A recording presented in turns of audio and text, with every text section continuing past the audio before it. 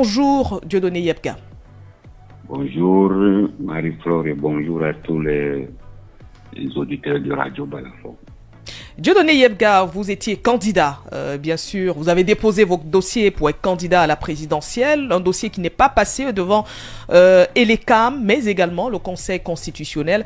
Quels sont les fondements juridiques qui soutenaient votre candidature? Alors, les fondements juridiques qui soutenaient ma candidature étaient simples et logiques. Oui. Le Manidem a des textes organiques. Première chose. Oui. Et dans ces textes, il est bien clair et défini que pour une élection présidentielle, à l'article 89 de notre règlement intérieur, le candidat doit être investi par la direction du parti, qui est le Comité national de coordination. Aussi simple que ça. Première chose. Deuxième chose, nous avons constaté qu'il y avait une autre candidature. Or, dans notre parti, à l'article 7 de nos statuts, il est bien dit et clair que si un militant d'un autre parti, un président d'un autre parti, une personnalité veut adhérer au Manidem, il faut que le Comité national de coordination siège et valide son adhésion. Et nous avons donc été surpris que le Manidem puisse investir un candidat qui n'a pas respecté ces deux règles. Donc, pour nous, automatiquement, ce n'était pas une candidature acceptable par ELECAM. Mais il fallait que l'ELECAM se rapproche du MINAC pour savoir qui peut investir un candidat. C'est pour cette raison que nous avons pensé et soutenu notre dossier et nous devons être confirmés par le Conseil constitutionnel. C'est regrettable aujourd'hui. Mais selon certains de vos camarades qui soutenaient d'ailleurs l'autre candidature, il s'agit notamment de la candidature de Maurice Kamto, vos camarades disent que vous n'étiez plus membre du Manidem, que vous étiez retiré dans votre village, occupé notamment à vos nouvelles fonctions traditionnelles. Est-ce que vous êtes encore membre, militant du Manidem? Alors, en mars 2017,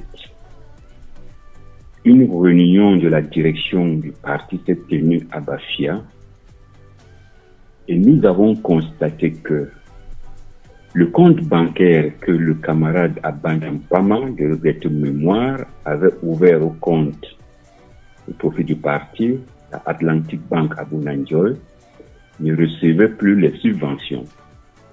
Un autre compte parallèle frauduleusement a été ouvert à EcoBank et recevait les financements de l'administration.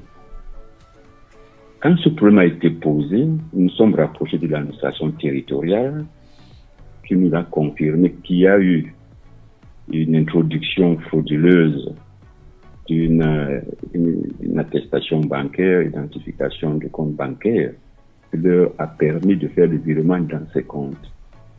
Le 29 juillet donc, 2017, la direction du parti s'est réunie en Bancomo, a pris donc des résolutions d'exclure un certain nombre de camarades des instances dirigeantes du parti. Ces résolutions ont été transmises à l'administration territoriale et ces résolutions ont été notifiées par un huissier de justice aux concernés. Et ces concernés se sont rentrés en rébellion.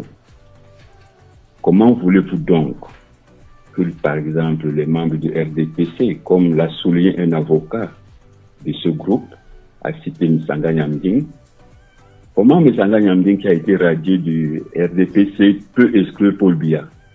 Tout simplement.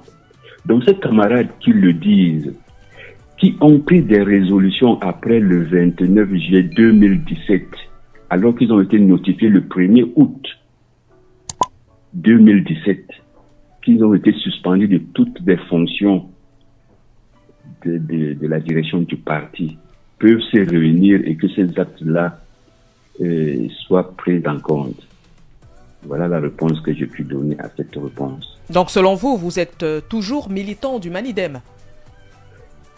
Et je n'ai eu aucune notification, même par un groupe illégal.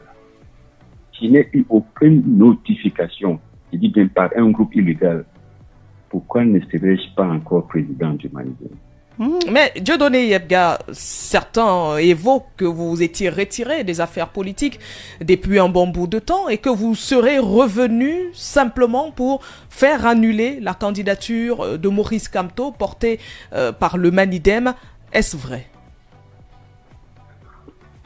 Alors, quand nous avions adhéré à l'UPC à l'époque clandestine, nous avons reçu plusieurs formations. Et dans ces formations, la première des choses, c'était de toujours apprécier le rapport de force. Quand le rapport de force n'est pas en votre faveur, vous faites un repli tactique. Ce que nous avons constaté en 2017-2018, après avoir exclu un certain nombre de camarades, chaque fois que nous demandions une activité, une manifestation, le sous-préfet de l'époque nous répondait: Monsieur le Président national du Manidem, pour les raisons de troubles à l'ordre public, nous ne vous accordons pas cette autorisation. Parallèlement à ça, quand un autre groupe dissident demandait une autorisation de déclarer, faisait une déclaration de manifestation au nom d'un comité de réorganisation, on leur donnait cette autorisation. Nous avons même porté plainte à cette autorité administrative. Et je vais vous dire, le bureau de l'avocat a été cambriolé et celle de dossier de ce sous-préfet a disparu. Nous avons donc compris que le rapport de force n'était pas en notre faveur. Nous avons fait un repli tactique. Nous avons pensé que tout cela était joué parce qu'il y avait des élections en 2018 et 2020. Nous nous sommes dit... Vous avez soutenu un candidat particulier?